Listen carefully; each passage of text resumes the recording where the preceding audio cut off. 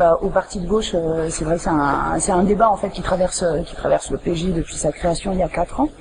Où on a beaucoup discuté, on continue à beaucoup discuter, aussi bien alors sous ces différentes appellations du revenu universel, mais aussi des thèses de Friot sur le salaire à vie,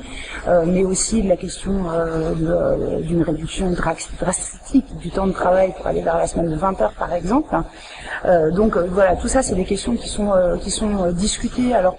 pas de manière formelle, structurée, sous forme de groupe de travail, mais notamment dans le secteur écologie politique que j'anime avec Mathieu Agostini, ou au sein de la commission économie avec Jacques Généreux et Guillaume Thiéban. C'est évidemment des thèmes qui reviennent sous des angles assez intéressants, qui sont aussi le produit de notre parti Creuset, puisque il y a ceux qui rentrent là-dedans par le biais écolo-libertaire, il y a ceux qui rentrent par le biais plutôt de la lutte contre la précarité, en disant par exemple qu'un revenu d'existence permettrait aux gens d'arrêter d'accepter des petits boulots mal payés, précaires, etc. Il y a ceux qui rentrent par la Déclaration universelle des droits de l'homme, le droit à une vie décente. Donc voilà, ce qui est intéressant au PG, c'est que avec toutes ces traditions de gauche différentes, chacun apporte aussi sa propre contribution. Et puis ce qui ressort beaucoup aussi de tous ces débats-là, c'est l'entrée vers le revenu universel par l'angle de la dotation inconditionnelle d'autonomie et du droit de tirage sur les services publics, en termes de gratuité des services publics, qui est là pour le coup un thème qui est très fortement porté aujourd'hui par le parti de gauche et par nos élus.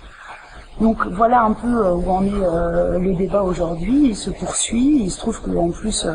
on a organisé des assises pour l'écosocialisme et qu'il y a un manifeste de l'écosocialisme qui va bientôt être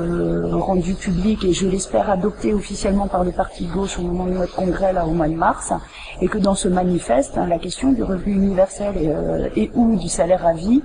sont mentionnées comme des pistes importantes à étudier pour sortir des schémas orthodoxes de l'économie libérale telle qu'on la connaît aujourd'hui, et pour éviter aussi de sombrer dans le piège de l'accompagnement du système.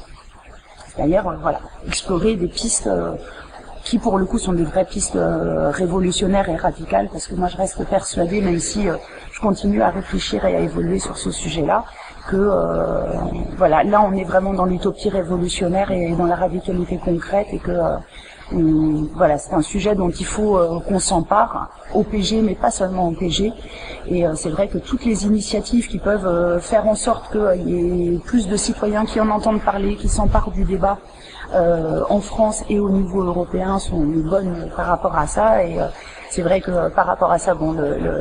la question de l'initiative citoyenne au niveau européen, pour qu'il y ait un grand débat qui se mette en place sur le revenu de base, me paraît aller dans le bon sens. L'important c'est qu'on en parle et qu'on ouvre le débat, quoi.